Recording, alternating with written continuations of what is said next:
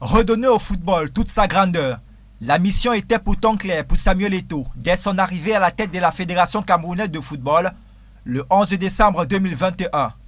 Une fois élu, le nouveau patron de la FECAFOOT va procéder au renouvellement de la majorité des staffs techniques des sélections nationales à sa charge. Le nouvel homme fort de la FECAFOOT veut se donner tous les moyens pour réussir.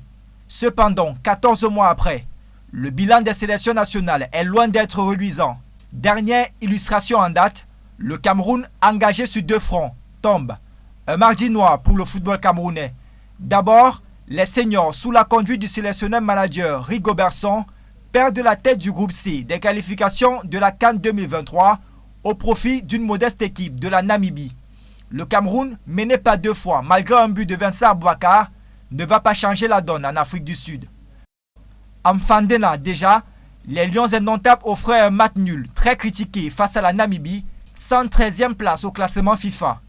Autre catégorie, même rengaine, les U23 conduits par Guy Fétuné disent adieu à la CAN marocaine et de ce fait aux Jeux Olympiques de Paris 2024 après avoir laissé filer à domicile une victoire aux Panthères du Gabon. Score de la partie, 1 but partout à l'issue du temps réglementaire. Après des tirs au but, 6 contre 7, les Lionceaux camerounais lâcheront le ticket pour la CAN Maroc 2023. Ces deux désillusions éveillent les souvenirs d'autres échecs des sélections nationales du Cameroun sous le magistère de Samuel Eto'o.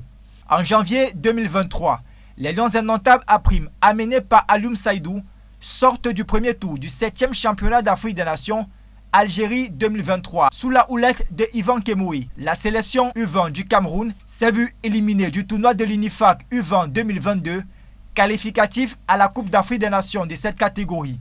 Côté football féminin, Gabriel Zabo et ses pouliches n'ont pas pu obtenir un ticket qualificatif pour la Coupe du Monde Australie-Nouvelle-Zélande 2023. Leurs cadettes de moins de 17 ans n'ont elles aussi pas pu se qualifier pour la dernière Coupe du Monde de leur catégorie, jouée en octobre 2022 en Inde.